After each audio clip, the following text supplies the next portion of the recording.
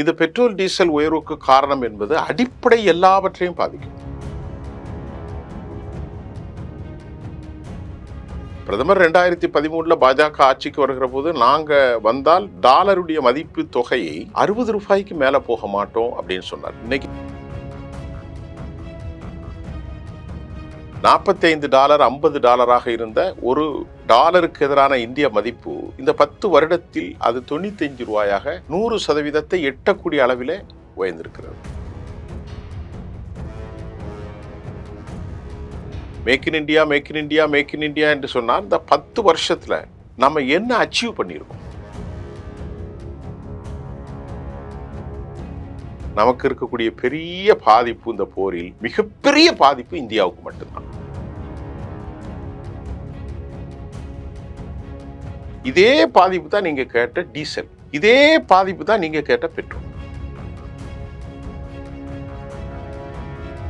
இப்ப இது உலகத்தினுடைய கிரைஸ் தான், இது இந்தியாவினுடைய கிரைஸ் அல்ல. ஹெர்மூஸினுடைய வளைகுடாவில் இன்னைக்கு பிரச்சனை தோண்டுது.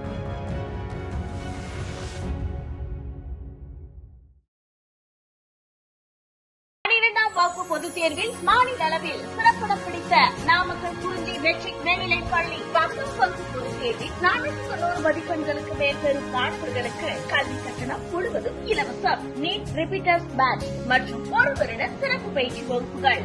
குறிஞ்சி கல்வி நிறுவனங்கள், காவேரிப்பட்டி, நாமக்கல். கிங் டிவி நேயர்கள் அனைவருக்கும் வணக்கம். இன்னைக்கு நம்ம இன்டர்வியூ நிகழ்ச்சியில நம்முடைய இணைஞ்சிருக்க சிறப்பு விருந்தினர் சர்வதேச செய்தி ஆய்வாளர் திரு சுஃபின் அவர்கள். வாங்க பேசுவோம் சார். வணக்கம் சார். வணக்கம் டேவிட் சார். சார், எந்த ஒரு முன்னறிப்பும் இல்லாமல் பெட்ரோல் டீசல் விலை திடீர்னு விலை உயர்ந்திருக்குங்க சார். இந்த ஒரு விஷயம் மக்கள் ஒரு பரபரப்பாக பார்க்குறாங்க. என்ன திடீர்னு பெட்ரோல் டீசல் விலை உயர்ந்திருக்கு அப்படின்னு. இதை முதல் நீங்கள் எப்படி பார்க்குறீங்க? பெட்ரோல் எவ்வளோ உயர்ந்திருக்கு? 3 ரூபா. இப்போ இன்றைக்கு சென்னையில் 102னா 106 ரூபா. 6 ரூபா தானே. டீசல் 95 50. இப்போ எல்லாமே 3 ரூபாய் கிட்டத்தட்ட. நீங்கள் கணக்கில் பார்த்தீங்கன்னா 3% உயர்ந்திருக்கு. 3% உயர்ந்திருக்கு. 100 ரூபாங்கிறது 3% வச்சுக்கிடுங்களேன். இப்போ இந்த பெட்ரோல் டீசல் உயர்வுக்கு காரணம் என்பது அடிப்படை எல்லாவற்றையும் பாதிக்கும். சாதாரண விஷயம் கிடையாது. டீசல் உயர்வு மிகப்பெரிய, இன்றைக்கு காலையில் ஹிந்து பேப்பரில் செய்தி, சரக்கு கண்டெய்னர், மருத்துவ பொருட்கள், காய்கறிகள், கன்சியூமிங் தினமும் நீட்ஸ் எல்லாம், பிளாஸ்டிக், ஃபெர்டிலைசர் எல்லாமே ஷூட் அப். இப்போ இதுக்கு மோடி அரசு என்ன சொல்ல போகிறது? அழகா வெளியே காட்டுவாங்க. ஈரானுக்கும் அமெரிக்காவுக்கும் நடந்த போரில் நாம் என்ன செய்வது என்று அழகா கையை காட்டிட்டு போயிடுவாங்க. அரசாங்கத்தினுடைய ரிப்போர்ட் இன்னைக்கு என்ன சொல்லுதுன்னா, நேற்று அவர்கள் 4 நாட்களுக்கு முன்பு 30,000 கோடி மாதம் என்று சொன்னார்கள். இன்றைக்கு நாள் ஒன்றுக்கு 2,000 கோடிங்கிறார்கள். அப்படி என்றால் ஒரு 6 லட்சம் கோடி வருடத்திற்கு நஷ்டப்படுகிறது அப்படின்னு அரசு சொல்கிறது. இப்போ இந்த அரசாங்கத்தின் இந்த 10 வருஷம் கழிஞ்சு 11 வருடமாக என்ன நடக்கிறது அப்படின்னு பார்ப்போம். முட்டு கொடுப்பவர்கள் ஏராளமாக முட்டு கொடுக்கலாம். இந்த அரசாங்கத்தினுடைய முக்கியமான ஒரு விவகாரம், பாயிண்ட் நம்பர் 1, இந்த பெட்ரோல் டீசலோட இதையும் நான் பேசித்தான் ஆகணும். இந்தியாவினுடைய அந்நிய செலவாணி கையிருப்பு, ஃபாரெக்ஸ் ரிசர்வ் கேஸ் என்று ஆங்கிலத்திலே சொல்வார்கள், பொருளாதார நிபுணர்கள்லாம் சொல்வார்கள். அது 700 கோடியாக இருந்தது. இப்பொழுது மெல்ல மெல்ல மெல்ல மெல்ல குறைந்து அது 650 அப்படி இருக்கிறது. இன்னும் குறைந்தால் அது 500க்கு மேலே போகலாம். ஏனென்று சொன்னால், நீங்கள் நல்லா கவனியுங்கள். கடந்த ஒரு வாரத்திற்கு முன்பு பிரதமர் ஒரு விசித்திரமான ஒரு அறிக்கையை வெளியிட்டிருந்தார். அந்த அறிக்கையில் ஒரு 7 பாயிண்ட்ஸை சுட்டி காட்டி, இந்திய சமூகம் தேசப்பற்றோடு தேச நலனோடு இதை நீங்கள் பின்பற்ற வேண்டும். பாயிண்ட் நம்பர் 1, கார்ப்பரேட் நிறுவனங்கள் அனைத்தும் work from home. Point number 2, இந்திய பெண்மணிகள் யாரும் தங்கம் வாங்க வேண்டாம் ஓராண்டுக்கு. பாயிண்ட் நம்பர் 3, சமையல் கூடங்களில் பொரிப்பதற்காக எடிபிள் ஆயில் பயன்படுத்துவதை நிறுத்துங்கள். பாயிண்ட் நம்பர் 4, அதிகமாக தேவையில்லாமல் வெளிநாடுகளுக்கு பயணிக்க வேண்டாம். இதெல்லாம் மோடி சொன்னது. பாயிண்ட் நம்பர் 5, நீங்கள் சுதேசியாக இருங்கள், விதேசியாக இருக்காதீர்கள். எந்த பொருளும் வெளிநாட்டிலிருந்து வாங்குவதை நீங்கள் தடை செய்யுங்கள். பாயிண்ட் நம்பர் 6, நீங்கள் என்ன சொல்றது, உரப்பயன்பாடுகளை நிறுத்துங்கள். அதே போன்று பாயிண்ட் நம்பர் 7, எந்த ஒரு இதாக இருந்தாலும் நீங்கள் மேக் இன் இந்தியா அந்த திட்டத்தில் இந்தியாவிற்குள்ளே செயல்படுங்கள். அதான் சுதேசி விதேசின்னு சொன்ன காரணம். அதை கொஞ்சம் எக்ஸ்டென்ஷன் பண்ணி ஹவ் இஸ் இட் பாசிபிள் அப்படிங்கிற ஒரு கருத்து வரும். பிரதமருடைய நடவடிக்கையில பார்க்கிற போது வளர்ச்சி வளர்ச்சி என்று சொன்னாலும், இன்றைக்கு ஈரானுடைய போர், அமெரிக்காவுடைய போர், இதுதான் விலை உயர்த்திட்டாங்க. அரசாங்கமும் சரி, அரசாங்கத்துடைய செய்தி தொடர்பாளர்களும் இப்போ சொல்லுவாங்க. இன்றைக்கு காலையில் நான் முதல் பாயிண்ட் 11 வருஷம் கழிச்சு, பாயிண்ட் நம்பர் 1 அவர் சொன்ன 7, நான் சொல்றதை கேளுங்க. பிரதமர் 2013 பாஜக ஆட்சிக்கு வருகிற போது நாங்க வந்தால் டாலருடைய மதிப்பு தொகையை 60 ரூபாய்க்கு மேலே போக மாட்டோம் அப்படின்னு சொன்னார். இன்னைக்கு 95 ரூபா. நல்ல கவனிங்கள். இந்த பேனா அமெரிக்காவில் $1, $1. நாம் இந்த பேனாவை அமெரிக்காவிலேருந்து வாங்கணும். ஒரு 10 வருஷத்துக்கு முன்னாடி காங்கிரஸ் கவர்மெண்ட்டில் 45 ரூபா அல்லது 50 ரூபா கொடுத்து வாங்கிடலாம்.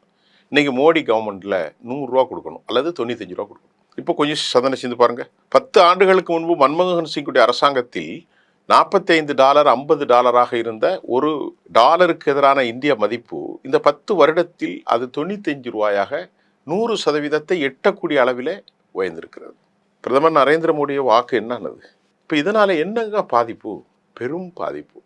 ஏனென்றால் ஒரு நாட்டினுடைய வளர்ச்சி, அந்த நாட்டுடைய பணத்தினுடைய மதிப்பீடு. இப்போ இன்றைக்கி அமெரிக்க டாலர் தான் உயர்ந்து நிற்குது. அவர்களுக்கு பெட்ரோ கெமிக்கல் சிஸ்டம் இருக்குது. நம்ம நாட்டில் அமெரிக்க டாலர் ஆப்பிரிக்க பணங்களுக்கு இணையாக சென்று போய்விட்டது. அந்த அளவுக்கு கொஞ்சம் கொஞ்சமாக இறங்குது. ஆப்பிரிக்க பணங்களுக்கு இணையாக மதிப்பு இழந்து கொண்டே போகிறது. இந்த 95 ரூபாயை எப்படி வச்சுருக்காங்கன்னா, பொருளாதாரம் தெரிந்தவர்களுக்கு தெரியும். நாம் பல சொத்தில் முடக்கி வச்சுருக்கோம். வெளிநாட்டில் நிறைய ஷேர் வாங்கியிருப்போம்ல, அதை விற்று விற்று விற்று விற்று தான் இப்போது இந்த டாலரை 95 ரூபாய்க்குள்ளே கண்டெயின் பண்ண முடியுது. அதை விற்கவில்லை என்றால் இப்போது 100 ரூபா போயிடும். Point number 1.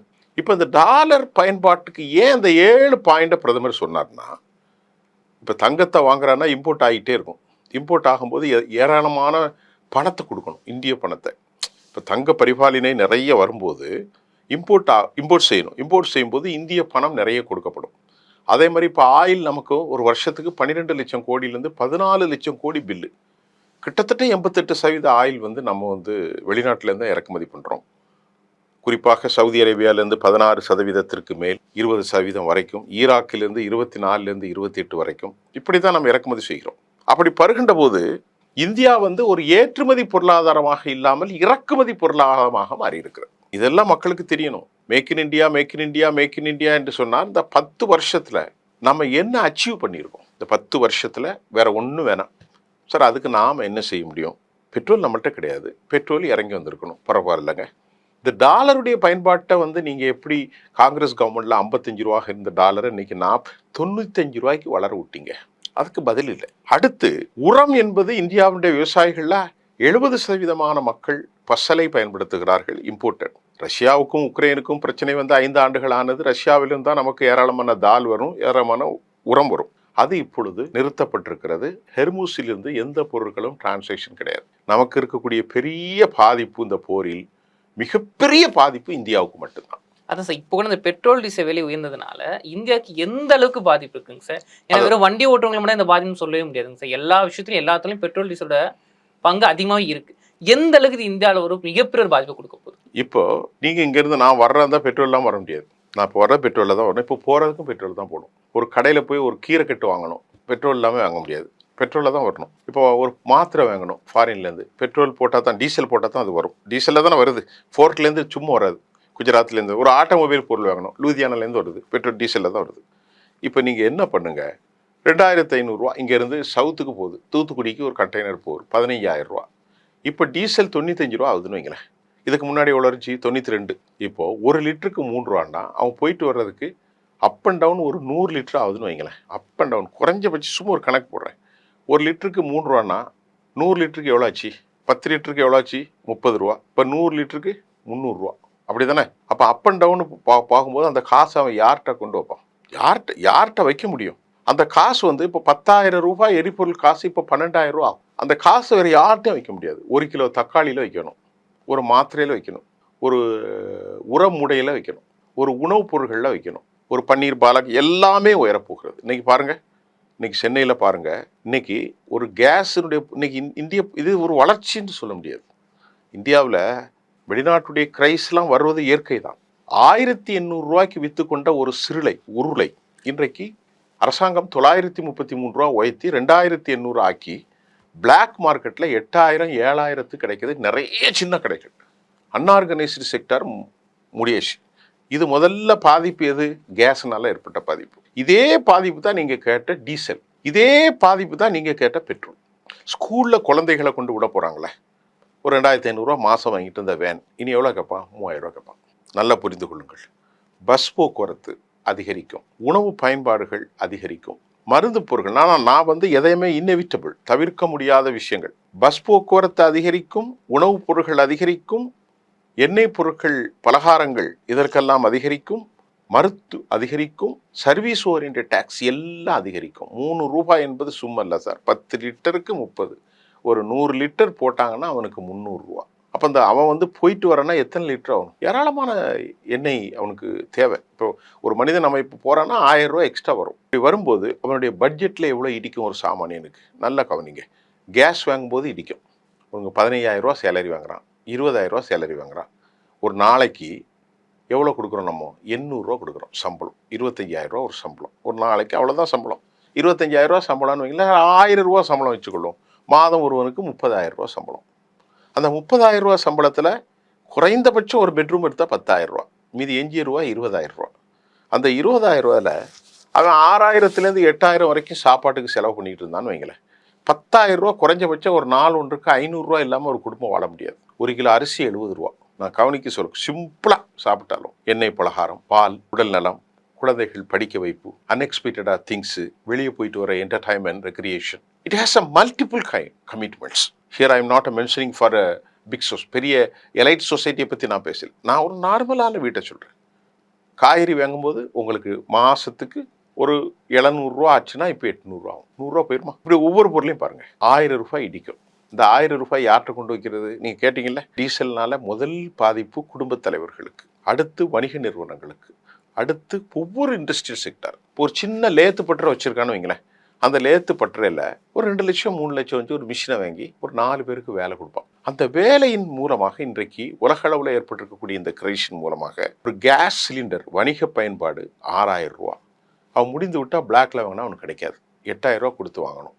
ஒருத்தனுக்கு சம்பளம் இன்னைக்கு 700 ரூபா கொடுக்கணும். 5 பேரை வச்சுன்னா 3,500 ரூபா. கடை வாடகை இருக்குது, அவனுக்கு சம்பளம் கொடுக்கணும். இது மேலே லேத்து பட்டறைக்கு தேவையான கேஸ் வாங்கணும். அரசாங்கம் வணிக பயன்பாட்டிற்கு 1,800 ரூபா கொடுத்துட்டு இருந்த கேஸு அரசாங்கமே இன்னைக்கு 2,700 ரூபா ஆக்கின பிறகு அதனுடைய தேவை அதிகரிக்கும் போது அவன் பிளாக்ல வாங்கினா அது 7,000 ரூபா 6,000 வாங்கணும். அதான் சார், இவ்வளோ பிரச்சனை இருக்கு. எவ்வளோ பிரச்சனை இருக்கு. அது மக்களோட கேள்வி என்னங்கன்னா, ஒரு பக்கம் எல்பிஜி கேஸோட விலை அதிகமாயிட்டு இருக்கு, இன்னொரு பக்கம் பெட்ரோல் டீசலோட விலை அதிகமாகுது. இதுக்குள்ள பிரதமர் மோடி அவர்கள் அவரோட ஸ்பீச்சில் ஒரு விஷயம் சொல்லியிருந்தேன், இதுக்கப்புறம் ஒர்க் ஃப்ரம் ஹோம் நீங்க பண்ண முன்வாங்க அப்படின்னு சொல்லியிருக்காரு. அப்போ இதெல்லாம் பார்க்கும்போது மீண்டும் இந்த லாக்டவுன் வரப்போகுதா அப்படின்னு மக்களோட கேள்வியா இருக்குங்க சார். இன்னும் இந்த பிரச்சனையை இந்திய அரசும் மக்களும் எப்படி எதிர்கொள்ள போறாங்க? ஸோ இது பிரச்சனை எதிர்கொள்வது என்பது ஒரு அபாயகரமான விவகாரம். இதற்கு பேசிக்காக அரசாங்கம் எல்லாமே உலகத்தை கை காட்டுவாங்க. டிமானிட்டைசேஷன் கொண்டு வந்தீங்களே, சின்ஸ் 2017 10 வருஷம் ஆச்சு. என்ன வளர்ச்சி? 50 நாட்கள். நம்ம கேட்குறதுக்கு பதில் சொல்லணும். 50 நாட்களில் நாங்கள் இது மக்களுக்கு, நான் அந்த நிகழ்ச்சியை சொல்கிறதே மக்களுக்கு 50 நாட்களில் நீங்கள் வாங்க வளர்ச்சியை பாருங்கன்னாங்க. எத்தனை 50 நாள் ஆச்சு? 2017 சார், 2009 வருஷம் தாண்டிட்டு. இந்த நாட்டுடைய கடன் எவ்வளோ சார்? காங்கிரஸ் கவர்மெண்ட்லேருந்து கொடுக்கும்போது 52 லட்சம் கோடி ரூபாய். இன்றைக்கு கடன் எவ்வளவு? 225 லட்சம் கோடி ரூபாய். எத்தனை மடங்கு ஏறி இருக்கிறது? 1, 2, 100 மடங்கு, 200 மடங்கு, 300 மடங்கு. 300 கேட்டால் என்ன சொல்லுவாங்கன்னா வேற ஒன்றும் சொல்ல மாட்டாங்க. நாட்டின் கட்டமைப்புகளை நாங்கள் மேன்மைப்படுத்தி இருக்கிறோம்.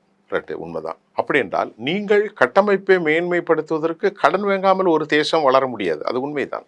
அமெரிக்காவுக்கு 4,000 கோடி கடன் இருக்கிறது, அது வேறு விவகாரம். அப்படி என்ன வளர்ச்சியை நீங்கள் இந்த மக்களுக்கு கொடுத்தீர்கள்? நான் என்ன கேட்குறேன், இன்றைக்கு நாள் ஒன்றுக்கு 2,500 ரூபாய் எங்களுக்கு பட்ஜெட்டில் உதைக்குது பொது நிறுவனங்களுக்கு. நாள் ஒன்றுக்கு இப்போ 3 ரூபா நீங்கள் உயர்த்திருக்கீங்க. சரி, இப்பொழுது $60 கீழே நீங்கள் வாங்கினீங்கல்ல ரஷ்யாவிலேருந்து எண்ணெய், அப்போ குறைச்சி கொடுக்கணும் தானே ஐயா? இன்னைக்கு $120 டச் பண்ணிட்டு 3 ரூபா ஏற்றிட்டீங்க.